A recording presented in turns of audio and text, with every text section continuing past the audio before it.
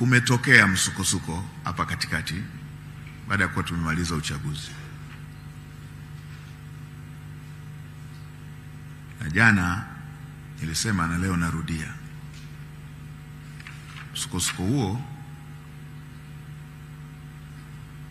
umehusisha kupoteza maisha ya Watanzania, na wengine wamepoteza maisha bila kushiriki. Niwaambia, mimi kwenye imani yangu, kumwaga damu ya mtu mmoja asiye na hatia sio baraka katika ardhi husika. Tunatoa pole kwa familia zote ambazo zimekutana na madhira hayo. Tunapokutana kama hivi, Watanzania tumekutana kama hivi, ombi langu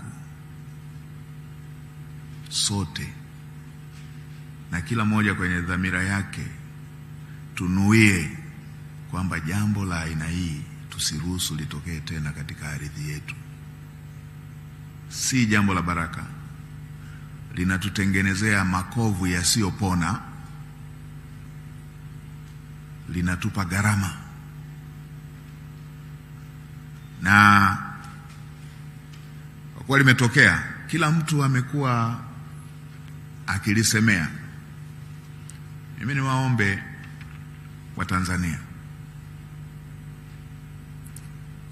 tuungane na Mheshimiwa Rais. Ameunda tume, tupate uhalisia wa jambo hili. Watu wasilirahisishe. Si jambo rahisi hili, si jambo la kawaida, wasilirahisishe. Ndio maana Mheshimiwa Rais ameunda tume, na ameunda tume si ya watu mashuhuri, ni ya watu wanaoheshimika, watu wenye heshima ndani ya nchi, ndani ya Afrika na ndani ya dunia. Majaji wakuu wastaafu, watu ambao keria zao zote wamekuwa kwenye masuala ya sheria na haki.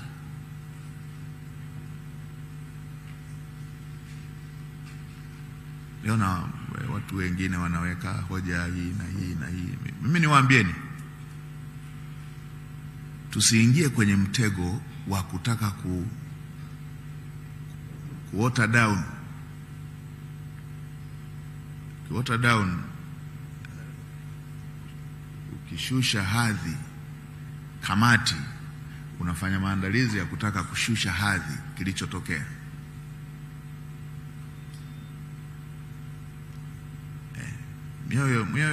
Mioyo kila mtu ana maoni yake, lakini mimi niwaambieni, these are the people. Ni watu wa kuaminika, ni watu wenye kuheshimika, ni watu wenye ubobevu kwenye masuala haya unaoweza kuyapata kwenye nchi yetu. Majaji wakuu wastaafu wametumika kwenye jaji mkuu Agustin Othman ametumika kwenye wapi, Cambodia huko Istimu, kwenye masuala ya aina hii, kwenye masuala yanayohusu masuala ya kisheria, masuala ya sio mtu mwepesi tu hivi kwenye field hii. Nani mwingine? Balozi Kapi amesaidia kwenye masuala ya aina hii katika baadhi ya nchi hapa Afrika, Cote d'Ivoire, Burundi. IGP mstaafu ni mbobevu kwenye maeneo, amekuwa Interpol, amekuwa like that. Kwa hiyo ni hulka ya mwanadamu kurahisisha, kubeza. Lakini mimi niwaombe Watanzania, niwaombe na sisi tulioko hapa, kwa ukubwa wa jambo lililotokea, tusiweke ajenda zingine na wala tusiweke mizaa mingine. Tuungane na Mheshimiwa Rais, lifanyiwe kazi kwa kina na tume, tujue undani wake. Isitokea huku kwenye watu wengine tunapenda tu kujidharau, kama mataifa mengine yote mpaka na ya nje ya Afrika na ya Afrika yamewahi kuwaita hawa wakafanye shughuli za aina hii. Sisi tutaachaje kuona ndio senior citizens tulionao? Tumuunge mkono Mheshimiwa Rais kwenye hili. Mheshimiwa Waziri, nilikuwa nasoma siku moja kwenye Biblia, nani ile wanaongea kina Filipo ana challenge, kuna jambo lolote jema linaweza toka Nazareti? Watu siende tu na hiyo dhana. Hawa ni viongozi waliobobea kwenye masuala haya, na itatusaidia tuache kila mtu kutoka na jambo lake. Kumekuepo na kila mtu kutoka na jambo lake sana. Wengi hatujajua undani wake, wengi hatujajua madhara yake ya jambo hili. Imetugharimu, na dawa yake si kuendelea kuchochea jambo la aina hii ambalo limetugharimu. Imetugharimu maisha ndugu zetu, imetugharimu miundombinu, imetugharimu kutokuaminiana. Ninyi kama ndugu zetu, kama mhimili, ningeomba tutoe uongozi katika masuala yanapotokea kama haya. Ukiangalia moja kwa uzoefu wetu, ukiangalia wengi mataifa ya nje na wengine hata wa ndani wanaingia kwenye kusema hivyo. Wanasema maandamano. Ukienda kwenye ukweli tu, uwe mkweli mwenyewe. Maandamano yalikuwepo wapi na wapi?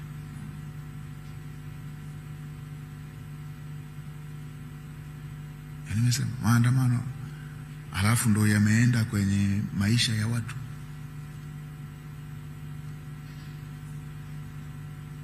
Ni vile wenzetu wa vyombo hawana kawaida ya kuweka numbers za umepoteza askari wangapi. Ni wakubwa zetu, mnaweza mkatukumbusha vizuri zaidi. Hivi wakati wa vita vya Idi Amin tulikuwa tunasema kila siku tulikuwa tunatoa orodha ya askari wangapi tumepoteza. Hawasemi. Lakini maandamano ya watu wanaenda na silaha, watu wanakuwa well armed. Ni maandamano. Ni maandamano. Watu wako well armed, ni maandamano. Nani kamfiatulia nani? Haya ndio maana Mheshimiwa Rais kaunda tume. Na si hilo tu, watu wengine wanaona yanasemwa. Juzi kashikwa yule mmoja anavuka mpakani. Ana uraia pacha kwa nchi moja kubwa kule na nchi moja. Ana mabomu. Na ajabisha, alipohojiwa anasema nimeona nibebe na mabomu nikajihami kwa sababu inasemekana Tanzania kuna insecurity issue. Utamaduni gani hapa Tanzania wa kila mmoja kujilinda na mabomu? Huyo kashikwa. Je, tulishajua na tulishajua wengine waliokuwemo mle walikuwa wako na silaha gani? Lakini sio hilo tu. Pia kwa sababu ya masuala haya ya kichunguzi haiweki wazi. Namba kubwa hawajui hata Kiswahili.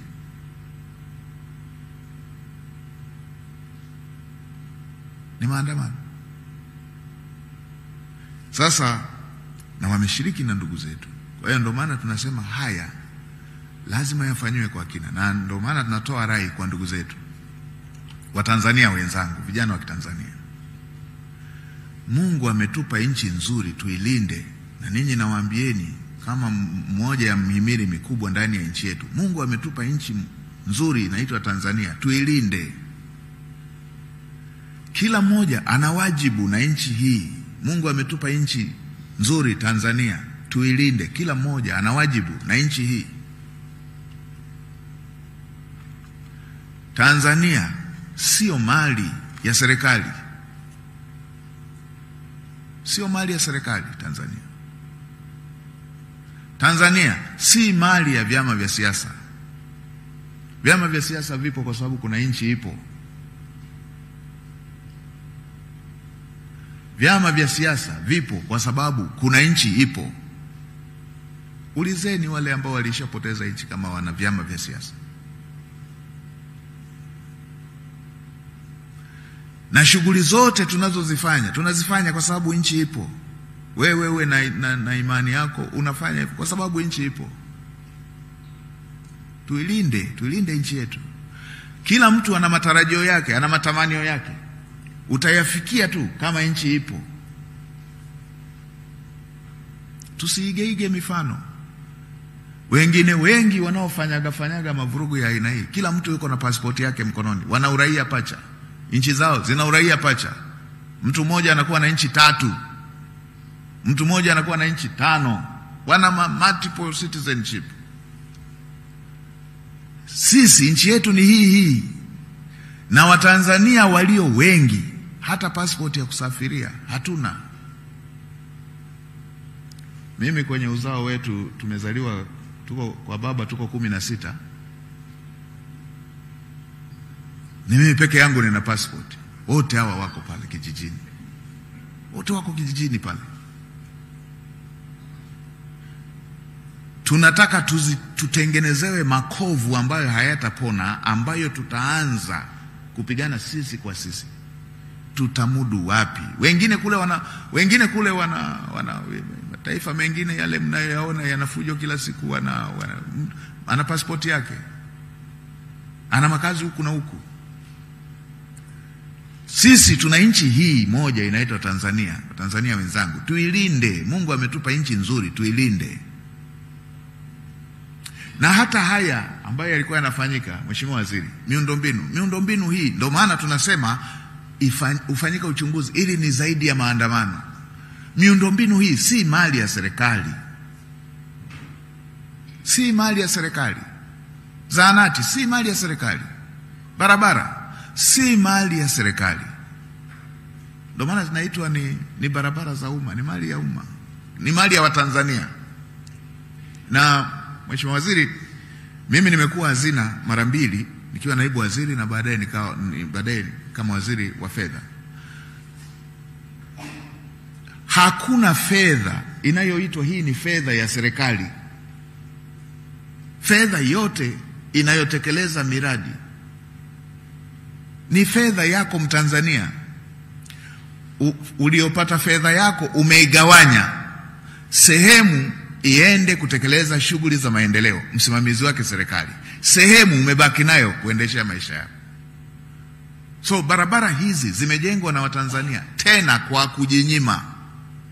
Nyewe Watanzania mmejenga barabara hizi kwa kujinyima. Hakuna Mtanzania ambaye ana ziada, ana pesa nyingi sana ya ziada, hata akasema hii ngoja nigawie serikali. Kuna mataifa raia wao wako hivyo. Anakuwa na fedha inakaribia bajeti mara 2, ana fedha inakaribia bajeti ya serikali mara 2. Anaamua kudonate kwenye bajeti ya serikali, ana ziada. Lakini Watanzania wengi mmejinyima aina fulani ya maisha kujenga barabara. Barabara zenu hizi, fedha zenu mmejinyima aina fulani ya maisha kujenga zahanati, kujenga mahakama, hata kituo cha polisi si mali ya polisi. Hamna fedha inayoitwa hii ni fedha ya polisi, wamejenga kituo chao. Ni fedha yenu wa Tanzania. Ukitambua hilo, utajua kilichopangwa na kufanyika na sehemu nyingine haikukamilika. It was totally an economic sabotage. Hata mkulima wa kawaida hawezi kupanda shamba lake alafu akaenda akawasha moto mwenyewe. Barabara zenu wa Tanzania hizi. Na mwingine atasema mimi nimelipa lini? Ukinunua shati, kuna sehemu umepeleka kujenga barabara. Hata ukinunua shati la mtoto wako mchanga, kuna sehemu umepeleka ikajenge zahanati. Hii ya kuharibu kwa haraka na timu itakapokamilisha itabaini na maeneo mengine mengi. Kwa haraka kuchoma ofisi za serikali ambazo si nyumba za watumishi wa serikali. Hizi ni ofisi ya kuhudumia mtu mwenye kero, mtu moja 756. Vituo vya mabasi yaendayo haraka 27 vituo. huku ukijua maisha ya Mtanzania mwana Dar es Salaam ni kutoka hatua moja kwenda nyingine.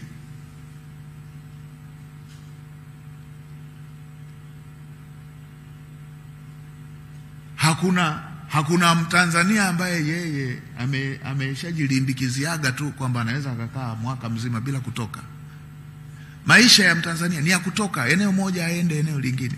Haya si maisha ya serikali, ni maisha ya Mtanzania moja moja. Atatoka Mbezi aende Posta, atatoka Kimara aende Kariakoo, atatoka Kariakoo aende Goba, kwamba mpango ukawekwa pasiwe na miundombinu ya hawa watu kusafiri. Watakula nini kama if it is not an economic sabotage? Unataka wale nini hawa watu? Unachoma kituo cha Dawasco kinachowapa maji safi na salama. Unataka waishije hawa watu? Hii si serikali. Unataka hawa si serikali, hawa watu waishije? Mabasi 6, nyumba binafsi 273, vituo vya polisi 159, vituo binafsi vya mafuta 672. Vituo vya mafuta hivi, mafuta haya si kwa ajili ya mwenye kituo, ni nishati ya usafiri, moja atoke hapa aende pale.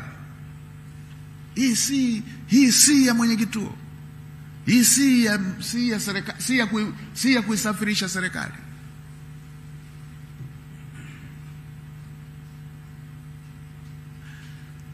Hata aliye mgonjwa anahitaji usafiri, atoke mahali aende mahali fulani. Hii si afya ya serikali, ya mtu mmoja mmoja, ya Mtanzania mtu mmoja mmoja. Magari ya watu binafsi 1642,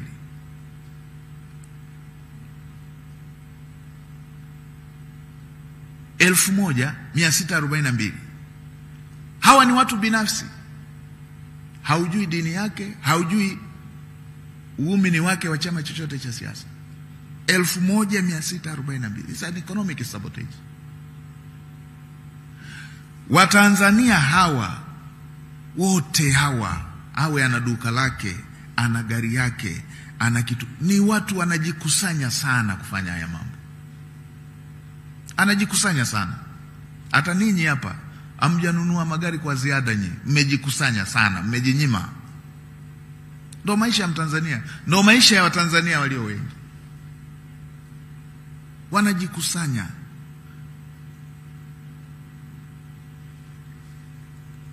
Pikipiki binafsi 2268. Magari ya serikali, zingine ambulance, mengine magari ya afya 976. Na hizi ni takwimu za mwanzo tu, bado watu wana compile takwimu. This is purely an economic sabotage.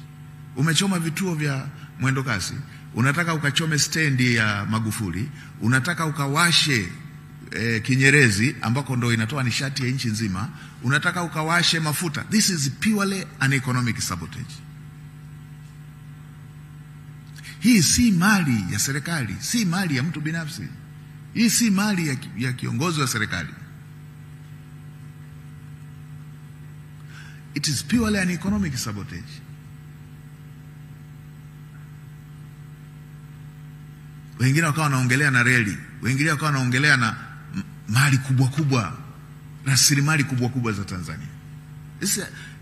Hii si siasa.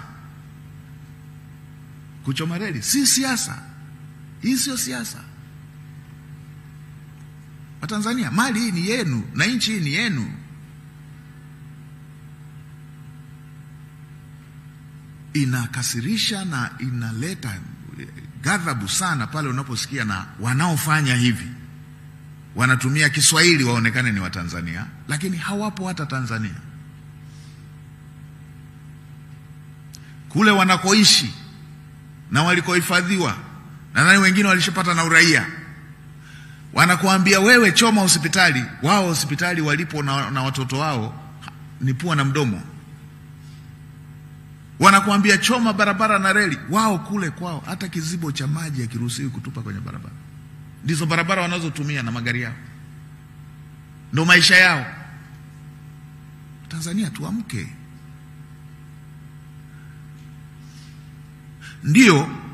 Ndio tuna mambo yetu. Ndio hapa na pale, hapa na hiki, mtu anaweza akawa na grievances zake, lakini tusitumike kuchoma nchi yetu. Hiyo isitumike kuchoma nchi yetu. Hatuna nchi nyingine.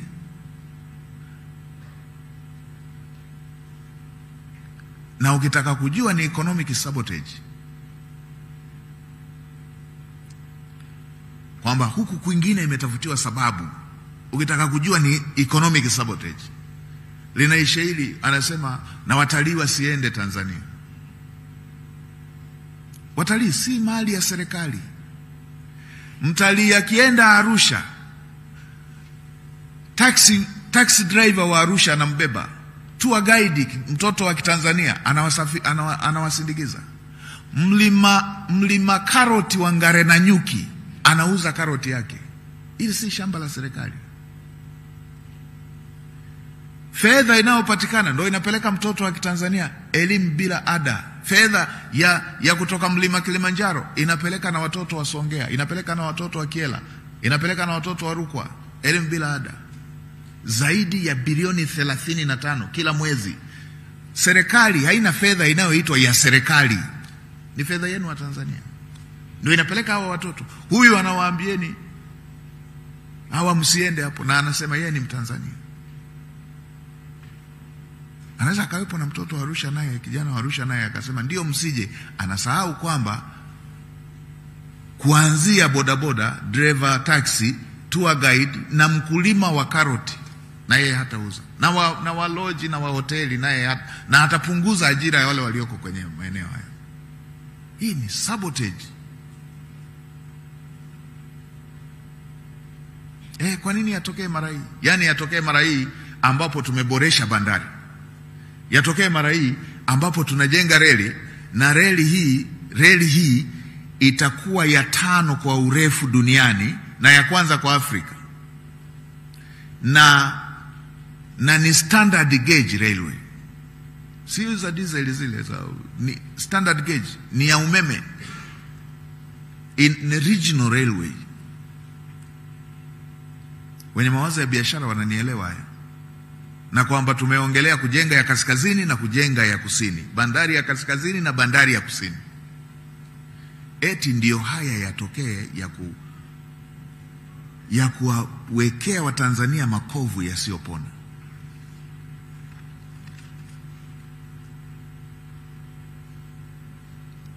Watanzania tuamke. Mimi niliona niongee na nyie kama moja muhimili. Tuambizaneni ngazi ya familia, tuambizaneni hili jambo si siasa. Hili ni jambo la nchi. Hili ni jambo la uchumi. This is purely an economic sabotage.